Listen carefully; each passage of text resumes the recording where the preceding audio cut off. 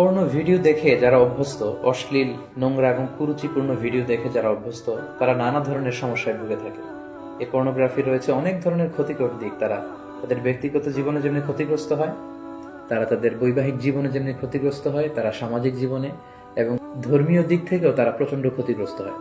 এ পর্যায়ে আমরা বলবো পর্নোগ্রাফি দেখার ফলে একজন ব্যক্তি কি কি ক্ষতির সম্মুখীন হয়। সর্বপ্রথম যে ক্ষতিটির সম্মুখীন সেটি হচ্ছে সেই ব্যক্তি তার আত্মাকে কলুষিত করে দিচ্ছে। ফলে কোনো এবাদতে সে মজা পাবে না, সে সালাত আদায় করে মজা পাবে না, সে কোরআন তেলাওয়াত করে মজা পাবে না, সে তাসবিহ করে মজা পাবে না, এবং আল্লাহ তাআলার ক্রোধ সে অর্জন করছে আল্লাহর রহমতের পরিবর্তে। আল্লাহর লানও তার উপর বর্ষিত হচ্ছে। এবং মানুষের দেহের যতগুলো অঙ্গ রয়েছে তার মধ্যে থেকে সবচাইতে দামি অঙ্গ হচ্ছে তার আত্মা। And pornography is damaging your soul. Vishnu ইসা ইসলাম বলেছেন, আলা ইন্না ফিল জাসাদি মুদগা ইদা সলুহাত সলুহাল জাসাদু কুল্লু ওয়া ইদা ফাসাদাত ফাসাদাল জাসাদু কুল্লুহু আলা ওয়াহিয়াল কলব। জেনে রাখো, নিশ্চয়ই মানব দেহে একটি গোশতের টুকরো রয়েছে যেটি দেহের সবচেয়ে দামি অঙ্গ। এই অঙ্গটি যদি পরিচ্ছন্ন হয় পুরো দেহটি পরিচ্ছন্ন থাকে, এই অঙ্গটি যদি নষ্ট হয়ে যায় পুরো দেহটি নষ্ট হয়ে যায়, আর সেটি হচ্ছে তোমাদের আত্মা। In the day of judgement আমরা যখন আল্লাহ তাআলার কাছে হাজির হয়ে যাব, আমাদের ক্ষমতা, আমাদের সন্তান, আমাদের সম্পদ কোনো কিছুই আমাদের মুক্তিকে নিশ্চিত করতে পারবে না।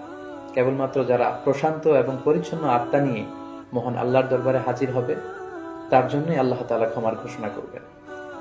তো পর্নোগ্রাফি ওয়াচাররা সর্বপ্রথম যে ক্ষতিটির সম্মুখীন হচ্ছে সেটি হচ্ছে তারা তাদের আত্মাকে নষ্ট করে দিচ্ছে, যেটা মানব দেহের সবচেয়ে দামি অঙ্গ। পাশাপাশি তারা তাদের চরিত্রকে শেষ করে দিচ্ছে, যেটা মানব জীবনের সবচেয়ে দামি একটি বিষয়। আমরা বলি যে মানুষের অর্থহানি ঘটলে সামান্য কিছু হানি হয়, স্বাস্থ্যহানি হলে আরেকটু বেশি কিছু হয়, কিন্তু একজন ব্যক্তি যখন তার চরিত্র হারিয়ে ফেলে সে তার সবকিছুকে হারিয়ে ফেলে। পাশাপাশি যারা পর্নোগ্রাফি দেখে অভ্যস্ত তাদের স্বাস্থ্যের মারাত্মক হানি ঘটে, যেহেতু পর্নোগ্রাফি ওয়াচাররা রাতের সময়টুকুকে বেছে নেয় গোপনে পর্নোগ্রাফি দেখার জন্য। ফলে রাতের ঘুম তাদের আর হয় না, তারা ইনসমনিয়াতে ভোগে এবং একটা বিকৃত রুচি তারা ডেভেলপ করে ফেলছে মনের অজান্তেই। মহান আল্লাহ তাআলা বিবাহের মাধ্যমে, পবিত্র বন্ধনের মাধ্যমে একজন প্রাপ্তবয়স্ক নারী এবং পুরুষ তারা তাদের জৈবিক চাহিদা মেটাবে, এটাকে আল্লাহ বৈধ করেছেন। কিন্তু বিয়ের অনেক আগেই যখন তারা এই যুগল দৃশ্যগুলো ভিডিওতে দেখে, বলে আয়াতু বিল্লাহ, নাউযু বিল্লাহ, তখন মনের অজান্তে একটা বিকৃত রুচি তারা ডেভেলপ করে। তারা তখন আর স্বাভাবিক মানুষ থাকে না, অস্বাভাবিক মানুষে পরিণত হয়।